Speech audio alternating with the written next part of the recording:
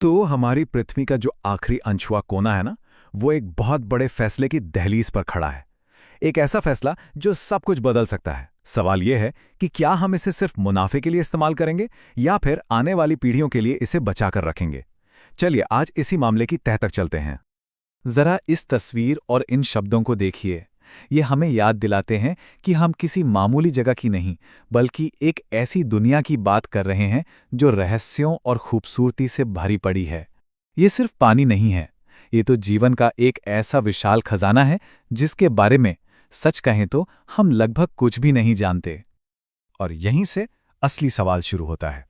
देखिए, एक तरफ तो हमारी क्लीन एनर्जी की ज़रूरतें तेज़ी से बढ़ रही हैं और समुद्र की गहराइयों में कोबाल्ट और निकल जैसे खनिज हैं जो इलेक्ट्रिक गाड़ियों की बैटरी के लिए बहुत ज़रूरी हैं। लेकिन दूसरी तरफ सवाल ये उठता है कि क्या इस अनजान दुनिया को माइनिंग के लिए खोल देना सही है या फिर इसे एक अनमोल विरासत मानकर हमें इसे बचाना चाहिए।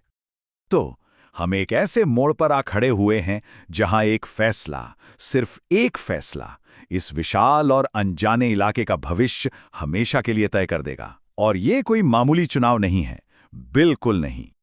इस बात के पैमाने को समझना बहुत ज़रूरी है। देखिए, जब हम गहरे समुद्र की बात करते हैं ना, तो हम सिर्फ किसी एक बड़े इकोसिस्टम की बात नहीं कर रहे। नहीं, हम असल में पृथ्वी के सबसे बड़े, सबसे विशाल जीवित बायोम की बात कर रहे हैं। इसका आकार और इसकी गहराई हमारी कल्पना से भी कहीं ज़्यादा है। अब इस पूरे मामले के केंद्र में एक संगठन है और मजे की बात यह है कि इसकी जो जिम्मेदारियां हैं ना, वही इसके सामने एक बहुत मुश्किल, बल्कि कहें तो एक लगभग नामुमकिन चुनौती खड़ी कर देती हैं। ये है इंटरनेशनल सीबेड अथॉरिटी, जिसे शॉर्ट में आईएसए कहते हैं। इसे एक बहुत ही खास मकसद से बनाया गया था। मकसद था अंतर्राष्ट्रीय समुद्री क्षेत्र का मैनेजमेंट करना, मतलब समुद्र का वो हिस्सा जो किसी भी देश की सीमा के बाहर आता है। आईएसए के रोल में ना एक बड़ा दिलचस्प विरोधाभास है। मतलब एक तरफ तो इसका काम है समुद्र के अंदर होने वाली माइनिंग एक्टिविटीज को रेगुलेट करना, और दूसरी तरफ उसी समुद्री पर्यावरण को बचाना भी है जिसे माइनिंग से खतरा हो सकता है ना अजीब बात। तो एक तरफ है इस्तेमाल और दूसरी तरफ है संरक्षण। बस यही तनाव, यही खिंचाव इस पूरी बहस की जड़ है। और इस तनाव को ठीक से समझने के लिए हमें मानव जाति की साझी विरासत वाले कॉन्सेप्ट को समझना होगा।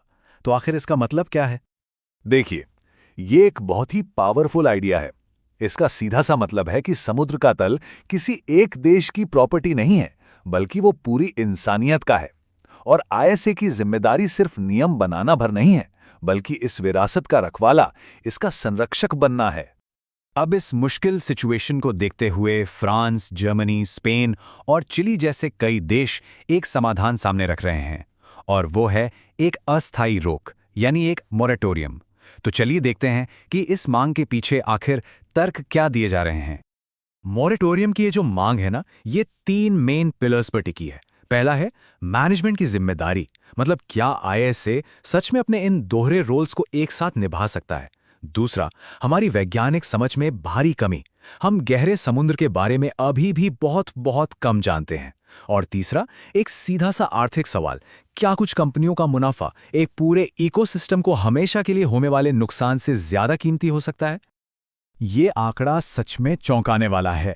सोचिए, जिन इलाकों में माइनिंग की खोज के लिए लाइसेंस दिए गए हैं, उनमें से सिर्फ 1.1% के बारे में ही हमारे पास इतना साइंटिफिक डेटा है कि हम कोई सही फैसला ले सकें। सिर्फ 1.1%। इसका मतलब तो ये हुआ कि हम 99% मामलों में तो बस अंधेरे में ही तीर चला रहे हैं।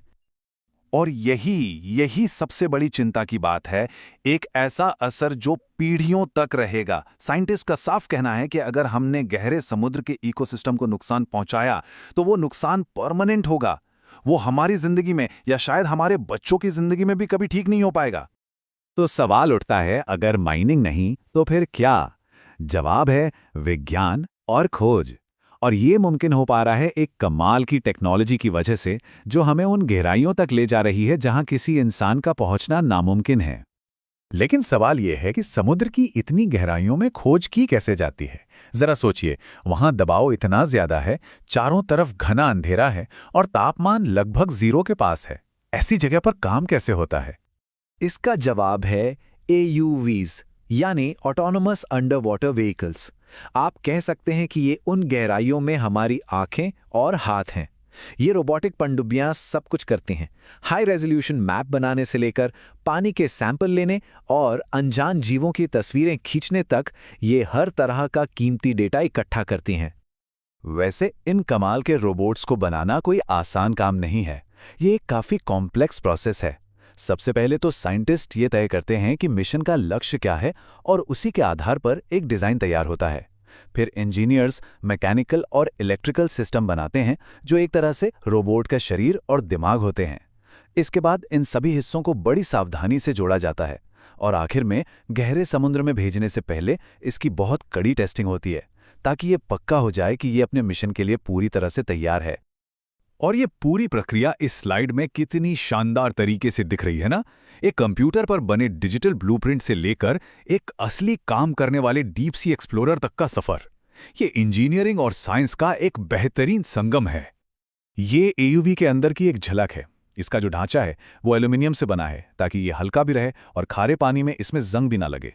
और इसी फ्रेम के अंदर मिशन के लिए जरूरी सारे उपकरण जैसे कि सेंसर्स, बैटरीज और कंप्यूटर्स सब सुरक्षित रखे जाते हैं। तो चलिए अब एक ऐसे भविष्य की कल्पना करते हैं जहां हम माइनिंग की जगह खोज को चुनते हैं। अगर हम इस आखिरी अनछुए हिस्से को समझने में अपना समय और पैसा लगाते हैं तो पूरी इंसानियत को इससे क्या-क्या फायदे हो सकते हैं। तो जरा सोचिए एक ऐसी दुनिया के बारे में जहां हम समुद्र के रहस्यों से पर्दा उठा रहे हैं। हम हजारों नई प्रजातियों की खोज कर सकते हैं जिनसे शायद कोई जीवन बचाने वाली दवा मिल जाए। हम ये बेहतर तरीके से समझ सकते हैं कि महासागर हमारे क्लाइमेट को कैसे कंट्रोल करते हैं और हम इस ज्ञान और टेक्नोलॉजी को सभी देशों के साथ शेयर कर सकते हैं जिससे मरीन साइंस में नई नई नौकरियां पैदा होंगी। इस डम्बो ऑक्टोपस जैसे जीव ये हमें याद दिलाते हैं कि गहरा समुद्र सच में अजूबों की एक दुनिया है।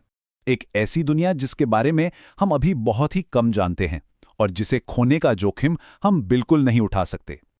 तो आखिर में सवाल बस यही है, गहरा समुद्र हम सबकी साझी विरासत है। हमारी पीढ़ी इस आखिरी महान जंगल में अपनी क्या छाप छोड़कर जाना चाहेगी? क्या वो खोज और ज्ञान की विरासत होगी या फिर शोषण और विनाश की? ये एक ऐसा चुनाव है जो हम सबको मिलकर करना है।